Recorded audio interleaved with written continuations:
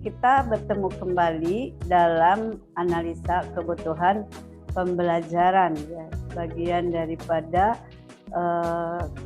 konsep identifikasi kebutuhan belajar dan kurikulum. Di sini akan menerangkan bagaimana sih cara menganalisa kebutuhan pembelajaran, karena memang di dalam satu proses pembelajaran dibutuhkan dulu analisa. Nah, di sini ada fungsi analisa kebutuhan pembelajaran. Fungsinya untuk apa? Pertama yaitu untuk mengidentifikasi kebutuhan yang relevan. Dengan apa? Dengan pekerjaan ataupun dengan tugas sekarang. Yaitu masalah apa yang mempengaruhi hasil daripada proses pembelajaran. Ya. Kemudian yang kedua adalah mengidentifikasi kebutuhan yang mendesak, ya, yang terkait dengan finansial. Biasanya berkaitan dengan keamanan, ya, atau masalah lain yang mengganggu pekerjaan atau di lingkungan pendidikannya. Nah, kemudian yang keempat adalah menyajikan proses. Proses apa? Yaitu menyajikan prioritas-prioritas untuk memilih tindakan. Jadi tindakan apa yang sesuai dengan permasalahan yang terjadi di dalam suatu proses pembelajaran. Kemudian di sini yang keempat adalah fungsi daripada analisis kebutuhan pembelajaran adalah memberikan data basis untuk menganalisa efektivitas pembelajaran. Maka jelas ya diperlukan data-data yang real, ya, yang memang valid, dapat dipercaya. Untuk apa? Untuk menganalisa suatu efektivitas pembelajaran. Di sini di dalam langkah pelaksanaan analisis kebutuhan menurut Anderson, ya, 1975, secara umum keleluasaan atau besarnya kebutuhan dapat diukur dengan dua macam, yaitu dengan cara bagaimana? Dengan cara objektif dan dengan cara subjektif, ya, jelas itu. Nah, bagaimana pengukuran secara subjektif? Yaitu terjadi apabila pelaku membandingkan suatu kebutuhan dengan kondisi yang dapat diterima olehnya. Paham, ya? Nah, selanjutnya pengukuran secara objektif terjadi apabila kebutuhan yang akan diukur itu sebanding dengan besarnya kebutuhan sesuatu bidang yang terkait dan sesuai dengan bidang yang dievaluasi. Di sini ada kelompok-kelompok kebutuhan, ya. Dilihat daripada kebutuhannya, dilihat daripada suatu yang akan dianalisisnya. Kita akan menganalisis kelompok masalah prasarana dasar, ya. Itu memang juga harus kita kaji, ya, harus kita analisis apakah sesuai dengan kebutuhan atau enggak.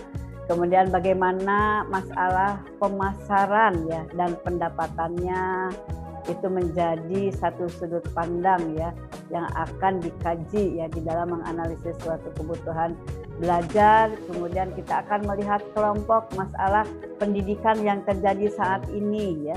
Itu merupakan salah satu bagian daripada yang akan dianalisis dari suatu kebutuhan belajar.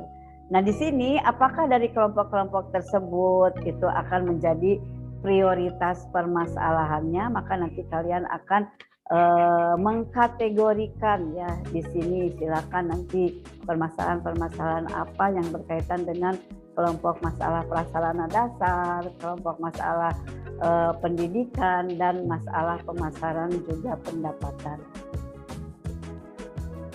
Selanjutnya di dalam langkah analisis kebutuhan belajar itu kita akan menilai kebutuhan secara objektif.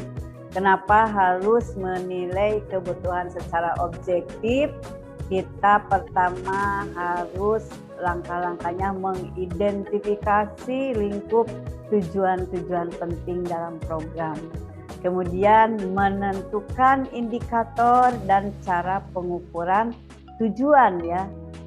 Selanjutnya adalah menyusun kriteria untuk tiap-tiap indikator dengan acuan pedoman atau acuan apa saja yang ada dalam sistem dan bidang. Nah, kemudian ada menyusun alat pengukuran untuk tiap indikator. Ketika kita menilai suatu kebutuhan secara objektif. Kemudian bisa juga membandingkan kondisi yang diperoleh dengan kriteria, atau juga kita bisa big data ya. Jika data yang diperoleh lebih rendah dari tingkat standar, maka berarti ada kebutuhan. Itu kebutuhan dilihat dalam penilaian secara objektif. Nah, bagaimana secara subjektifnya?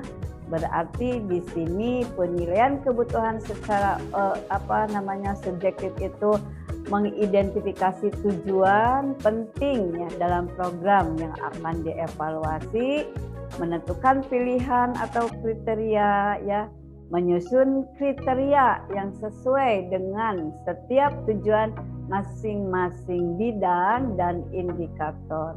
Dalam langkah apa? Evaluator ya. Seorang evaluator itu akan mengevaluasi hasil daripada bukti-bukti formal ya yang akan digunakan dalam mempertimbangkan pertimbangan kebutuhan. Kemudian menyusun skala ya bertingkat digunakan untuk mempertimbangkan ya tingkat penampilan indikator. Jika sudah selesai membuat skala, kemudian mengumpulkan semua calon evaluator ya untuk bersama-sama menentukan urutan kebutuhan dan skala prioritas kebutuhan. Jadi tugas dari evaluator itu menentukan secara bersama-sama ya urutan kebutuhan dan skala prioritas kebutuhan. Selanjutnya di sini adalah contoh ya di dalam bukan contoh di sini yang di dalam suatu pembelajaran itu kita akan mengacu kepada suatu aturan atau suatu standar atau suatu sistematika ya yang biasa dinamakan dengan kurikulum. Apa itu kurikulum? Kurikulum adalah suatu rencana ya yang disusun untuk melancarkan proses belajar mengajar di bawah bimbingan dan tanggung jawab sekolah atau lembaga pendidikan beserta staf pengajarnya. Menurut siapa? Menurut Nasution 2008. Kemudian kurikulum adalah program belajar bagi siswa yang disusun secara sistematis dan logis ya, diberikan oleh sekolah untuk mencapai tujuan pendidikan Sujana 2005. Jadi kurikulum inilah yang akan menjadikan suatu acuan, suatu pedoman, suatu standar yang akan menjadi alat ukur ya kemampuan dari peserta didik ya atau siswa, apakah bisa menerapkan suatu kurikulum di dalam suatu proses pembelajaran. Nah, di sini selanjutnya ada fungsi dari kurikulum ya. Kalau tadi tujuan dari kurikulum itu menjadikan salah satu acuan ya pedoman, kemudian di sini fungsi kurikulum itu yaitu alat untuk mencapai tujuan pendidikan yang diinginkan ya. Jadi kurikulum itulah standar ya, akan terjadi berapa SKS, berapa waktu, berapa pertemuan ketika kita bisa menyelesaikan suatu proses pembelajaran di dalam suatu semester. Nah, kemudian di dalam fungsi kurikulum juga itu menyiapkan kebutuhan masyarakat ya atau lapangan kerja, sehingga kurikulum mencerminkan hal-hal yang menjadi kebutuhan masyarakat. Jadi kebutuhan kurikulum itu kalau saat ini dikaitkan dengan zaman sekarang ini, kebutuhan kurikulum itu biasanya akan direalisasikan ketika sudah ada integrasi antara kebutuhan kurikulum murni dengan kebutuhan kurikulum di dunia industri ya. Itu yang berkaitan dengan lapangan kerja. Kemudian kurikulum juga bisa mengontrol dan memelihara keseimbangan proses pendidikan ya. Itu contohnya apa? Ya, di sini nanti kita akan menjadikan satu sampel kurikulum pendidikan, yaitu kurikulum dari pendidikan luar sekolah atau kurikulum dari pendidikan masyarakat. Kurikulum timbul dari konsep pendidikan seumur hidup. Nah, di sini di dalam pendidikan masyarakat ini lebih menekankan pada pemberian keahlian ya ataupun keterampilan pada bidang tertentu. Jadi kurikulumnya ada kurikulum khusus yang berkaitan dengan pelatihan, kurikulum yang berkaitan dengan keaksaraan ya, kemudian ada kurikulum yang berkaitan juga yaitu yang sudah diintegrasi antara kurikulum murni dengan kurikulum industri.